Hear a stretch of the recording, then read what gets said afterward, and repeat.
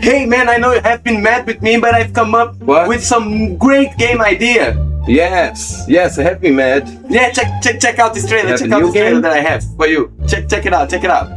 Oh, maybe. Let me check it out. Ruled by divine right. And yet... Dude, Yes? you cannot even see Of course you can see anything here. The dude's playing the game.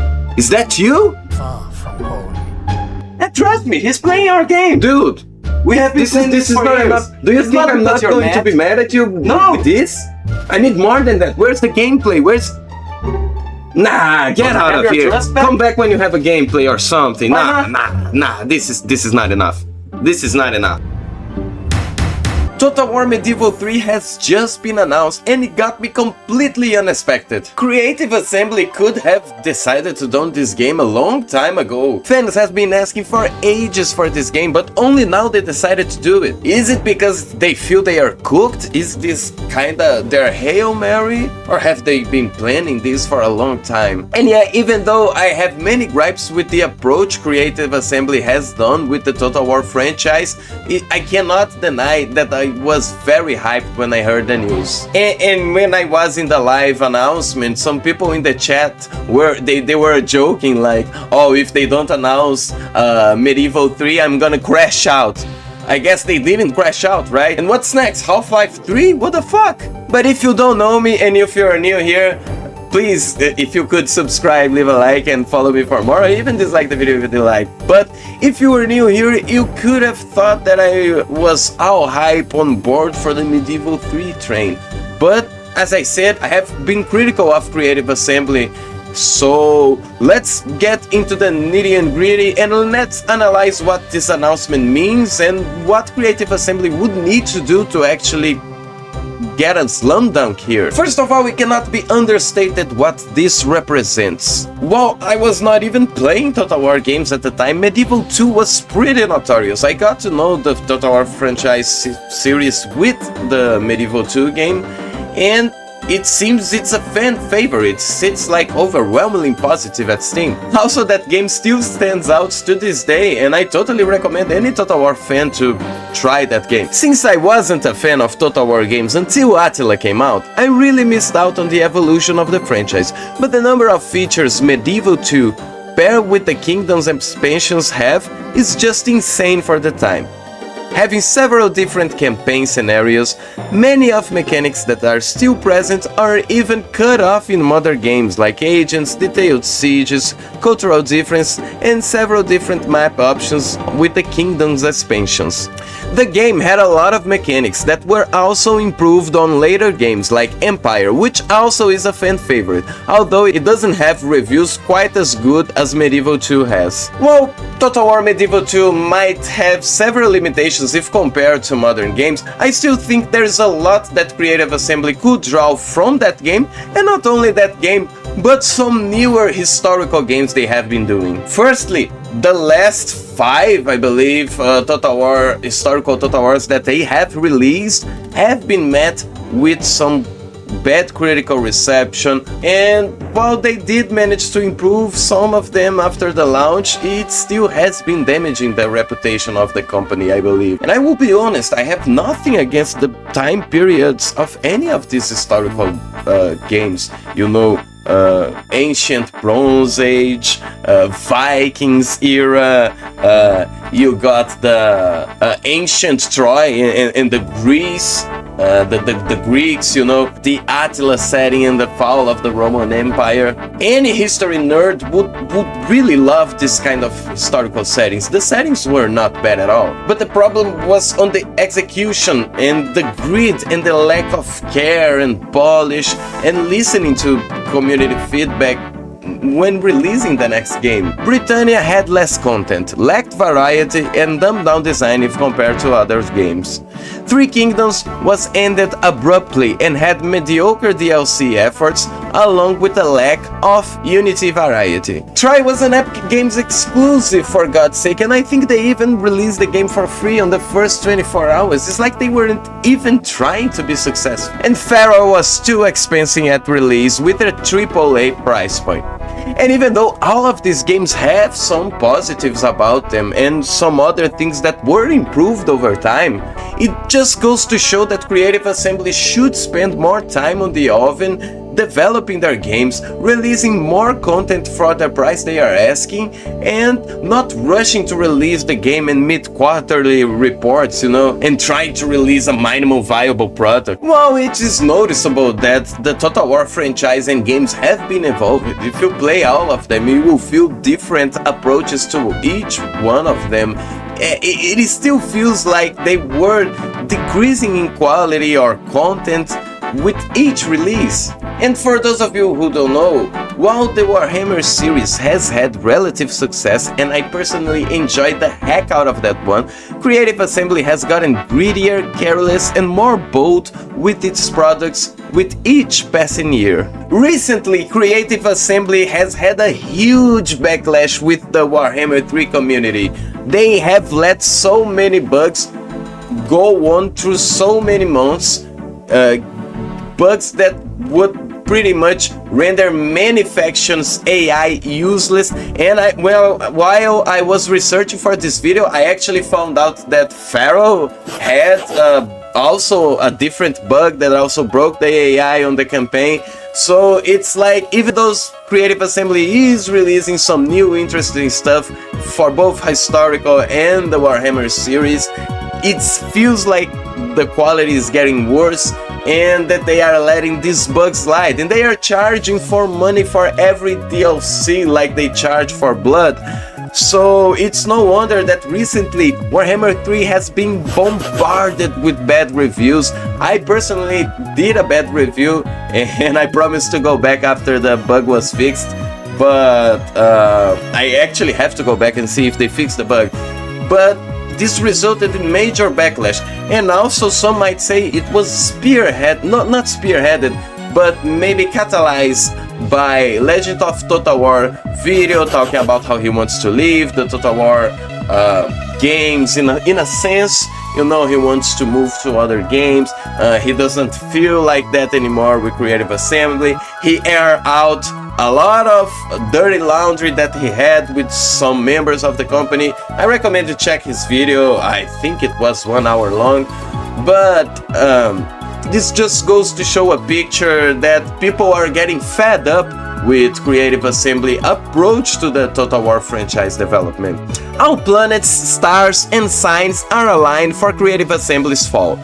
Every next game seemed to perform worse than the last one, and the Total War fanbase seemed to be getting more and more pissed with each game, as I said, making it so even the positive aspects were not enough to quell public sentiment. And this might be the main reason why Creative Assembly decided to go with Medieval 3.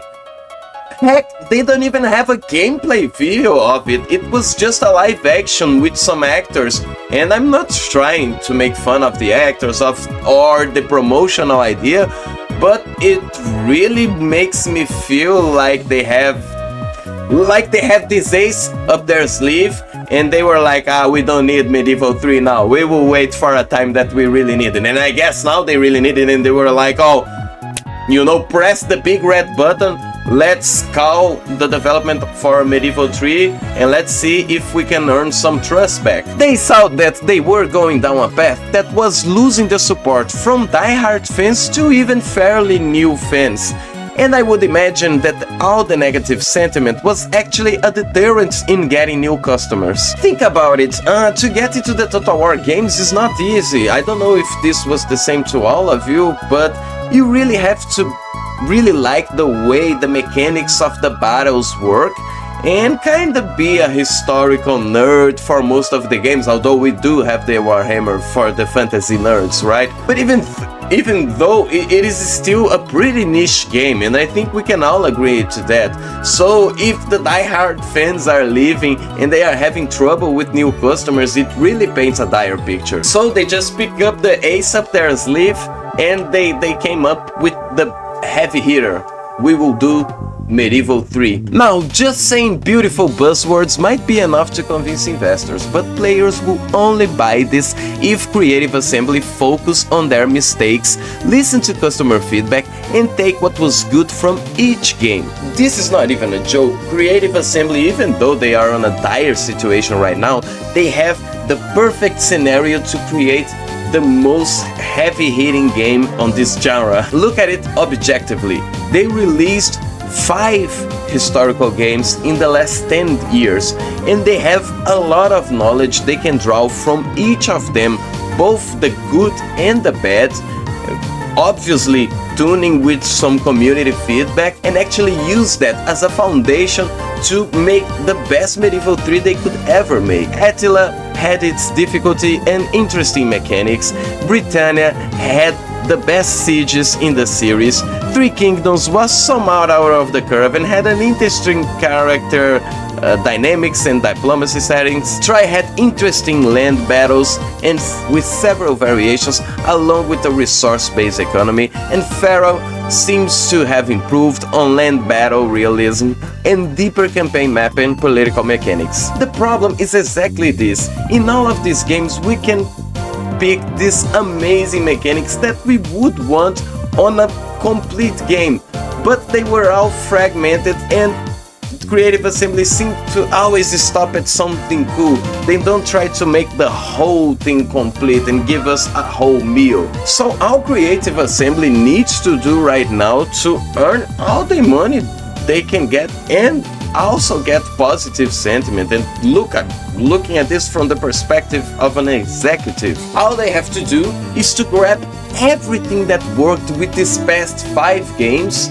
and obviously make it so the game is not underwhelming on the other aspects that these 5 games have failed, and they have a slam dunk in their hands. And obviously I listed some bullet points that I think are a good summary of some positive aspects that each of these past games had, but I also think that it obviously needs a more deeper knowledge and understanding of why each of these mechanics have worked, and a little bit more research than just the 2 hours that I did for this video, right?